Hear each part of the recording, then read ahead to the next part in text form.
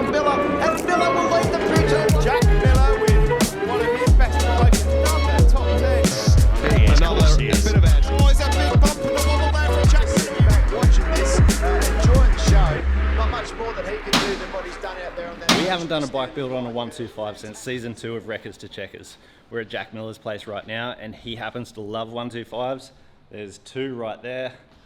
That one may as well be a 125. Jack's not here, but his best mate Franko, who's behind all these builds, has got a fresh one ready for us now. We got a fresh YZ125, brand new, just pulled the tag off the handlebars. Got a few parts laid out here. A couple must-haves for Jack, a couple little performance-based mods, and then a couple little bling things down there. Brakes are a big one for Jack, handlebars and the ARC levers. Raptor pegs, keep him sharp, keep his feet on the foot pegs. Coming down, we've got the ride engineering down here. We have some bling to go with the performance. Always got to make them look pretty. Finishing it off with a O2 Rush filter. Best filters in the game. SKDA graphics, seat cover, last few bits for the puzzle. Package from MX store. Ready to open her up. So Jack pretty well rides the fastest thing in the world. What's his infatuation with 125s? I think everyone at the end of the day likes a nice 125, but the nice sort of light, fun compactness of the 125, plus needing a fair bit of fitness to ride one properly. I think it kind of combines both of his job and then what he actually enjoys, so it becomes a fun little thing to ride. So this is a brand new bike off the showroom. We actually haven't even run it. Couple things that we like to do, and probably most people should do. When you get them, the axles have a little bit of grease on there, not a great deal, but shock bolts completely dry. The linkage here, the pins, they're all relatively dry. Same as the linkage bearings. You pop the dust covers out, and there's usually a very fine film of grease or oil. And this is not just a Yamaha thing, this is across the board for all new bikes. A good tip to get into is pull them apart as soon as you get them, grease them up, and then you won't have dramas in 20 hours when they're all seized.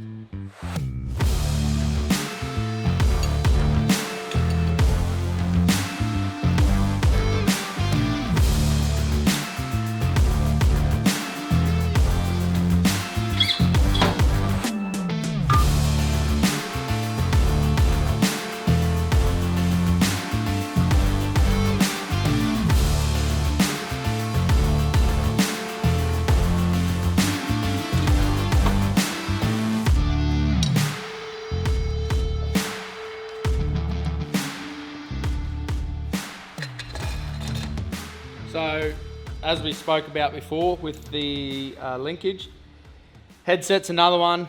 Probably gets forgotten about more than the linkage. Very limited grease. If anyone likes their headset tightened up a little bit more, it puts more load on the bearing, so with even less grease. It's just something that's going to fail in time if you don't get onto it early. We're putting a VHM head on the 125. The cylinder's been poured and polished already. Squish has been checked and set. Nice little trick part, helps with cooling. We have 2 options with inserts. A higher compression insert for motocross, a lower compression for flat track, give us some more peak power up top. Gives us the opportunity to change between the two on what we're doing.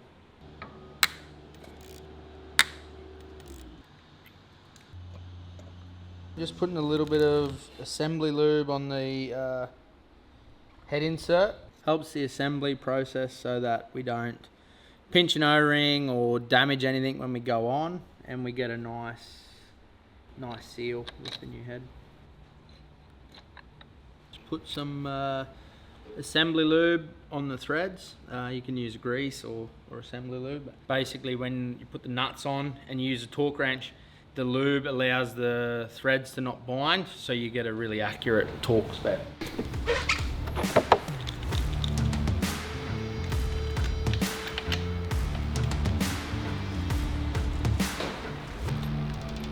Once we get the FCP engine mounts on, I think it'll start to look pretty cool already. On a lot of our builds or race bike, you just put a little bit of electrical grease and basically put it in the connectors. Stops a lot of moisture and stuff getting into the plug and then having like a mechanical issue or the bike's not running properly because there's water in the connector.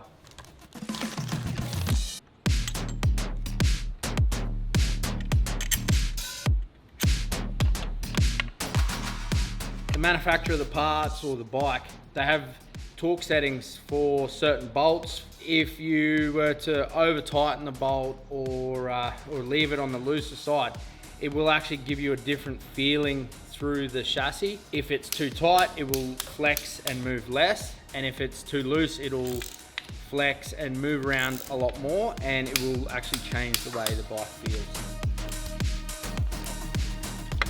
For someone that has no idea about a carby, dissect a carby for us. Basically, the air flows in through the back, and the airspeed, once the throttle flap is open, draws the fuel out of the bottom of the carby, and then your jet size controls how much fuel goes in to the motor and mixes with the air. Basically, the bowl holds the fuel. You've got your main jet, pilot jet, and then your float, and then your needle and seat controls the fuel coming from the tank. When the float is down, it allows fuel to fill the bowl. Once the fuel gets to a certain height, it lifts the float, shuts off the needle and seat, which then stops the bowl from overflowing, and that controls your fuel height.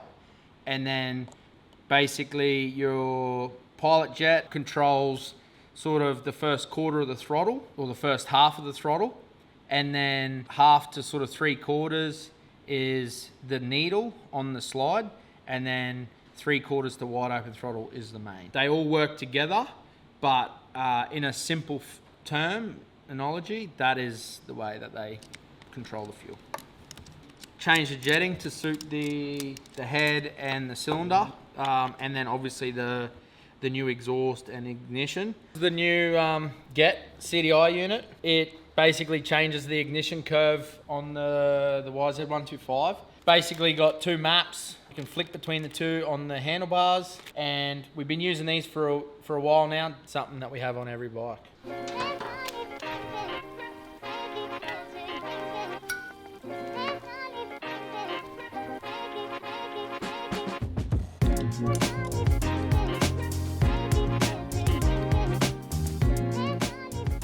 Just another quick one, a little bit higher pressure radiator cut. Gets quite hot up here. Summertime, we do a lot of riding, it's quite muddy and stuff, so they're quite a low pressure from standards. Just bumps it up a bit, helps the boiling point, raises that a little bit, helps keep the bike nice and cool. The head's done, engine's back together, carby's rejetted. We got the CDI unit on, coolant back in the motor. We're just gonna rip the swing arm out, grease the bearings, grease the swing arm pivot, grease the linkage, assemble it all. We'll show you guys some fancy tools to grease the headset.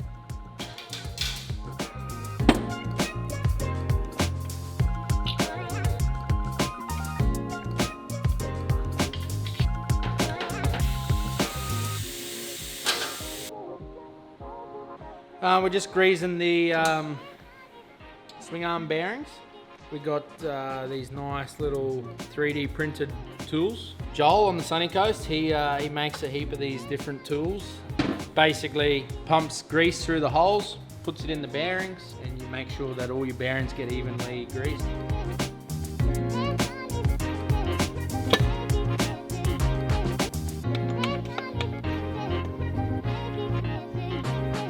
Grease for the stuff you want to come back out, Loctite for the stuff you don't want to come out. This is Ride Engineering, what they call their performance link. It basically has inserts that go into one end. It can be either a lowering link or a performance link. It helps the rear end for traction.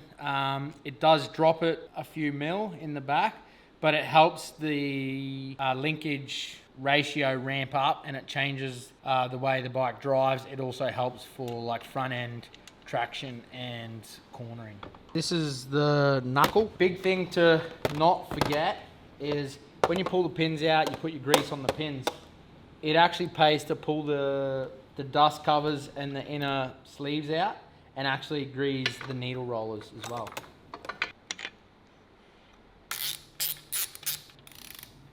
Trick set of Ride Engineering triple clamps. This little thing here may possibly be my favourite tool that we have in the whole workshop. Basically, push it down, connect the grease gun, give it a couple pumps, push it on, rotate it around, give it some pumps, pull this off, and we've got a lower headset bearing pack, very little mess. Yeah, so the Ride Engineering clamps is a 23.5 offset. Standard YZ is 25.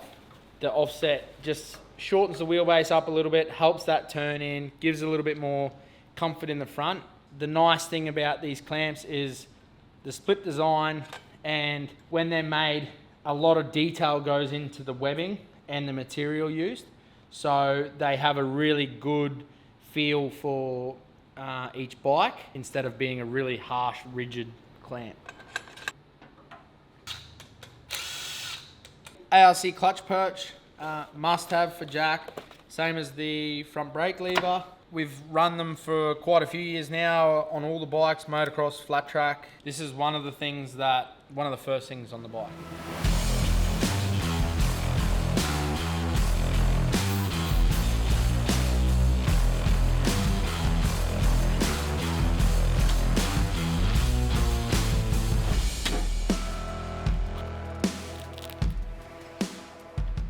We just revalved the suspension, the shock and forks, and set it up a little bit closer for Jack. And then once he gets home, we'll do a bit of riding, and then we'll fine tune from there.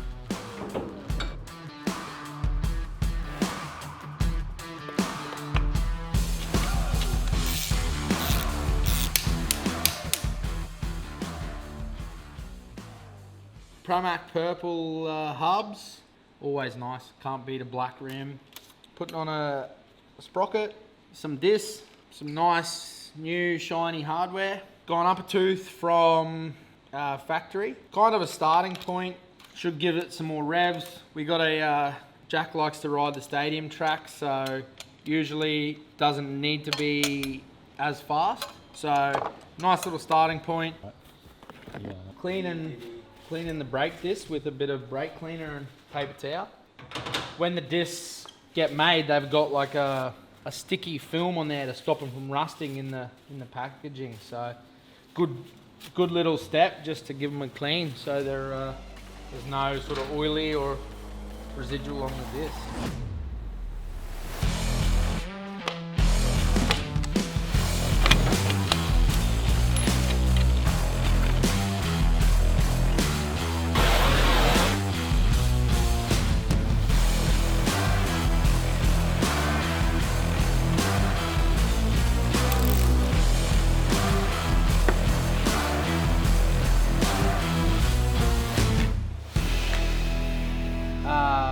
Caliper bracket basically relocates the caliper out a little bit to allow room for the 270mm disc. Most oversized brake kits actually come as a complete kit, so the bracket and the disc.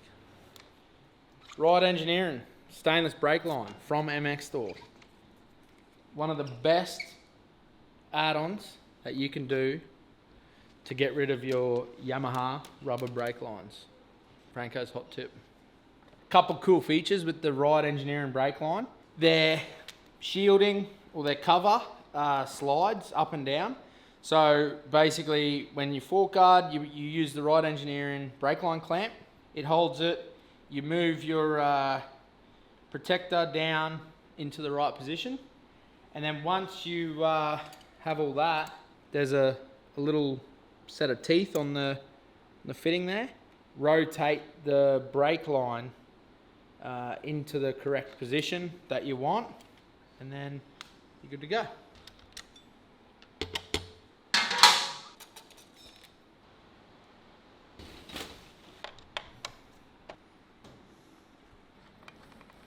How the rear brakes function: you have your rear brake lever, you push your foot on it, basically the rod pushes up on the master cylinder, which then pushes the fluid out of the fitting. into the brake line, down through, into the caliper, and then basically through the port, pushes on the back of the piston. The reasoning for a poor feel with when there's air in the system is can't compress the fluid, but when there's air in the system, the fluid can compress the air, and that's where you get your spongy feeling from. All right. I'll put some carbon stuff on and then we'll bleed the brakes.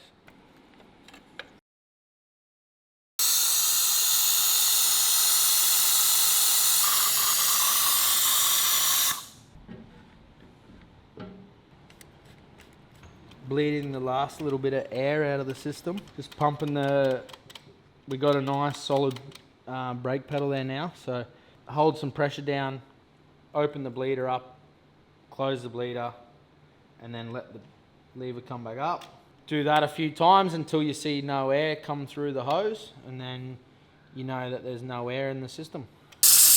Okay. All right, so another little trick. We've just finished bleeding the brake lines. Pretty straightforward process. We left fluid in the reservoir, put the lines on, and then open the bleeder, let the fluid go through. That way we don't have to re-bleed the master cylinder. A brake clevis. These Yamaha ones are just a sort of a big bulky setup. Usually get a little bit of free play in them, and that makes it a little bit hard to adjust. This is just a nice little trick piece. Looks cool, makes it a little bit easier to adjust, a little bit easier to remove. All right, that's a wrap. Got most of it done, stripped down, built back up. All the cool parts on there. Tomorrow, plastics, graphics, exhaust, and we'll get this thing fired up.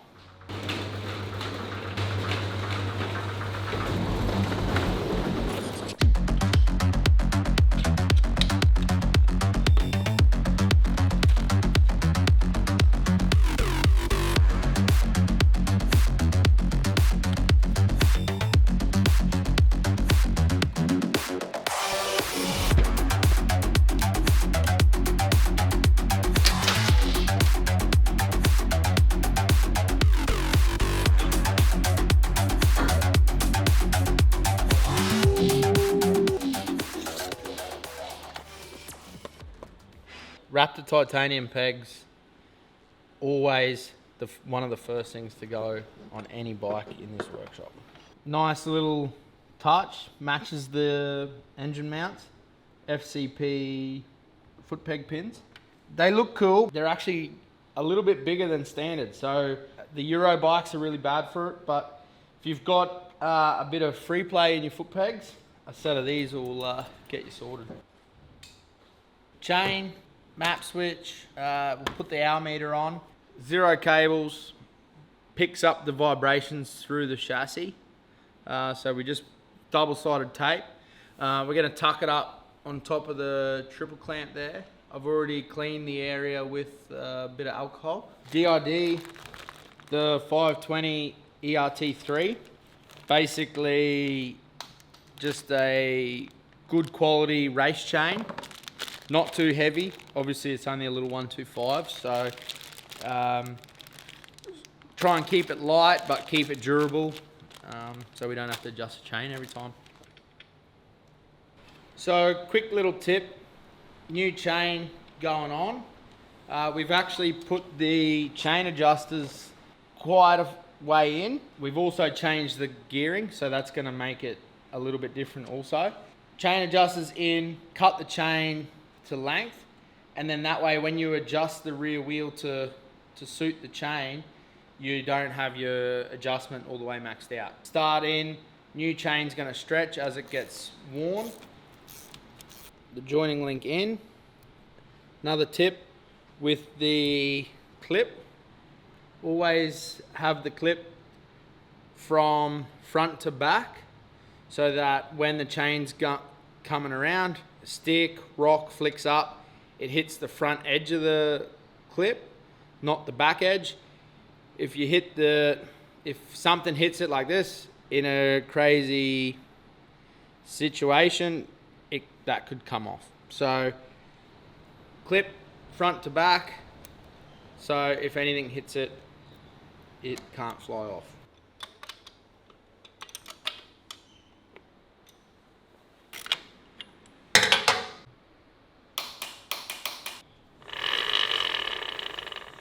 Pretty important part, any sort of wiring is probably securing everything, running it nice and neat. It doesn't melt, damage or ripped apart.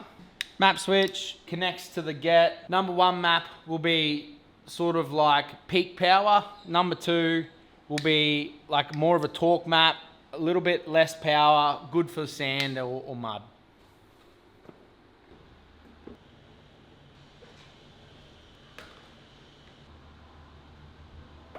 And then I'll run around with a set of pliers and actually pull the staples off. And then that way we've got a clean slate for the new cover. For me, I get the front on and the back and kind of square it up. Get it to kind of sit nice on each end. And look down the seat to line it up.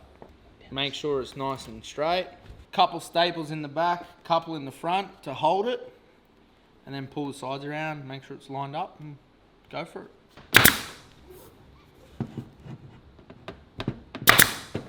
Right, so we got the front on, got the cover sitting on there nicely. Let's bring the sides up a little bit.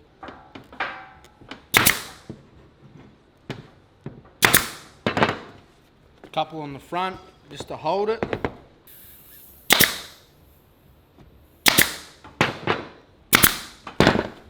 Now we've got the cover on at the back, the front, and just a couple in the side just to hold it nice and square. Again, we just double check that we're nice and straight, no big twists in the cover, and then we'll just work our way back and forth, and so we can pull it in nice and even.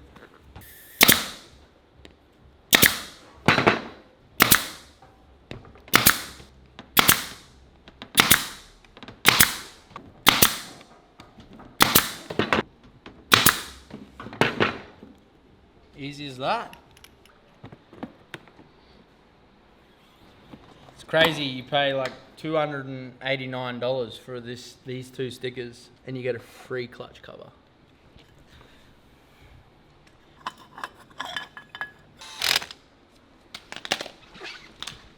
These stickers actually cost probably the same as the clutch cover. Good little thing to do is just give them a clean before you put any new stickers. Just make sure there's any residual or anything on them. So the stickers. I don't know what hit it.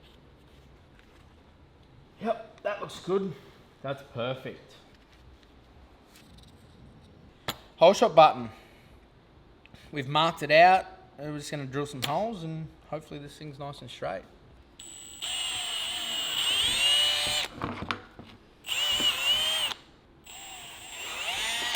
So for motocross, we go 120 mil down, and then for flat track, we go 100 mil plus the height the fork's been lowered.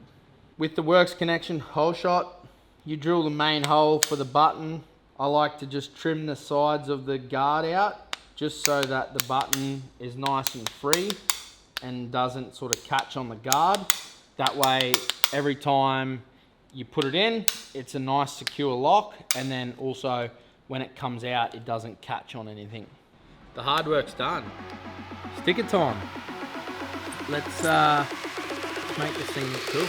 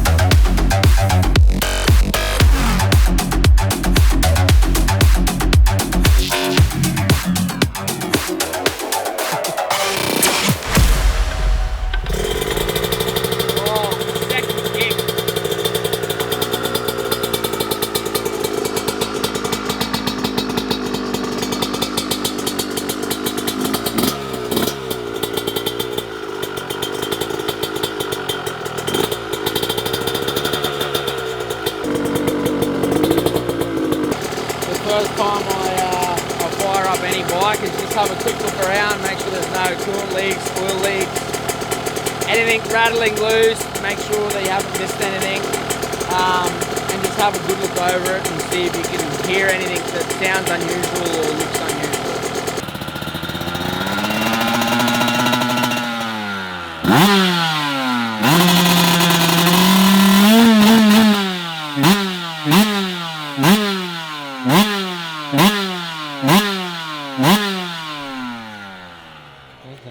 That is good. I don't think there's too many things better than that in the world.